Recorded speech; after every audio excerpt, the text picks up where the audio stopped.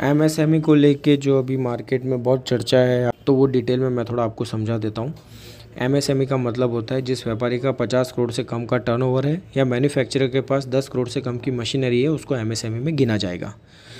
अब सेक्शन क्या बोलती है? सेक्शन ये बोलती है कि अगर आपने एमएसएमई से परचेज़ करी है तो आपको उसको 45 दिन के अंदर अंदर पेमेंट कर देना है, या एमएसएमई के साथ आपने कोई भी उधार पे व्यवहार करा है तो उसको 45 दिन के अंदर अंदर पेमेंट कर देना है। अगर 45 दिन निकल जाते हैं तो वो परचेज़ या वो खर्चा आपका डिसअलाउ गिना जाएगा जब इनकम टैक्स में रिटर्न फाइल होगा तब। बीच के पूरे साल में अगर ये होता है तो इसकी कोई इफ़ेक्ट आती नहीं है सेक्शन में। इस सेक्शन की इफ़ेक्ट आती है 31 मार्च के दिन।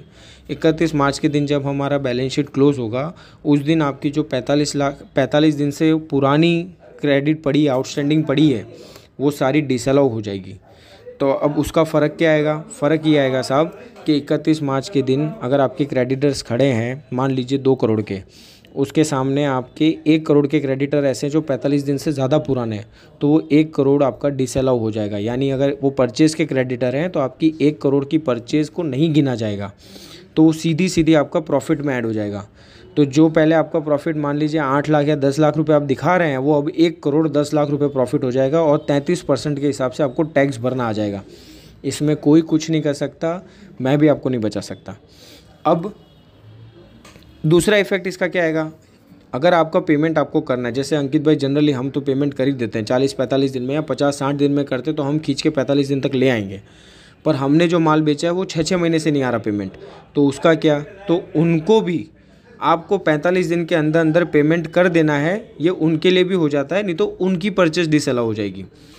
अब ये डिसअलाउ वाला जो करना है वो परचेज वाली पार्टी करेगी, सेल वाली को इसमें कुछ नहीं करना।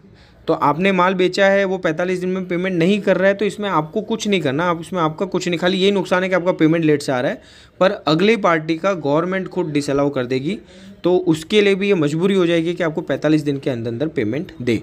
तो अगर ये सेक्शन बहुत गवर्नमेंट एकदम स्ट्रिक्टली अप्लाई करती है तो कहीं ना कहीं इसमें आपको फ़ायदा ही है, आपकी धारा 45 दिन की हो जाएगी। अब हमें करना क्या है इसमें? आपको करना ये है कि आप एक थोड़ा ध्यान दीजिए कि 45 दिन से ज़्यादा की जो आउटस्टैंडिंग है उसको ख़त्म कर दें इसी साल। 31 मार्च की जो हम बैलेंस शीट तैयार करेंगे तब इसका ध्यान रखें कि आप ख़त्म कर सको तो ख़त्म कर दो। अब अंकित भाई आपने तो बोल दिया, सरकार ने बोल दिया, पर अब हमारा धंधा ऐसा है टेक्सटाइल का, हम नहीं कर सकते। हमारी पेमेंट तो चलो हम कर लेंगे, आगे से पेमेंट नहीं आ रही है तो कैसे पेमेंट करेंगे? पॉसिबल ही नहीं है, आप बोल रहे हो ही नहीं सकता ये चीज़। अगर ये आपके दिमाग में है तो फिर ये भी होगा कि उनको कैसे पता चलेगा? वो कैसे पकड़ लेंगे 45 दिन में हमारा हो रहा है कि नहीं हो रहा है?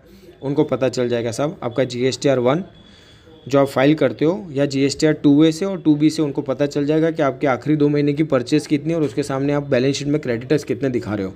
और ये सब चेक करने के लिए किसी इंसान की भी ज़रूरत नहीं है, कंप्यूटर खुद ही चेक करके आपकी रिपोर्ट निकाल देगा और बता देगा कि ये एक पार्टी का 45 दिन से ज़्यादा का आउटस्टैंडिंग हो रहा है। तो आराम से पकड़ सकते हैं आपको। ये सेक्शन लगेगी, बहुत से लोग बोल रहे हैं नहीं लगेगी, अभी आ गया है, बजट में नहीं आएगा, ये होगा वो होगा। सेक्शन लग जाएगी, एक बार उन्होंने बोला है तो लगेगी। और मोदी सरकार है तो वो कुछ भी कर सकते हैं। और 2024 में इलेक्शन है, अगर जीत गए तो सेक्शन भी लगाएंगे और आपको पकड़ेंगे भी। और पकड़ने के बाद इसका कोई इलाज नहीं है, कोई रास्ता नहीं है। तो अब हमें क्या करना है?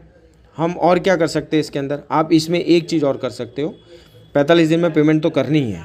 दूसरा, आपके पास अगर उद्यम सर्टिफिकेट है तो वो उद्यम सर्टिफिकेट आप आपकी जितनी भी सेल्स की पार्टी है आप उनको व्हाट्सएप कर दो, मेल पे डाल दो या बाई पोस्ट उनको भेज दो, ये बताने के लिए कि आप एमएसएमई में आते हो। कल उठ के वो ये नहीं बोलना चाहिए कि इस पार्टी ने तो हमको बताया ही नहीं कि एमएसएमई में आता है, इसीलिए हमने इसका पेमेंट किया नहीं। तो आप अपनी तरफ से ये चीज़ क्लियर कर दो कि आप अपना एमएसएमई का एक सर्टिफिकेट उस पार्टी को व्हाट्सअप, मेल, पोस्ट जैसे भी करना चाहो या तीनों भी कर दो तो भी चलेगा, ये बताने के लिए कि हम एमएसएमई में आते हैं।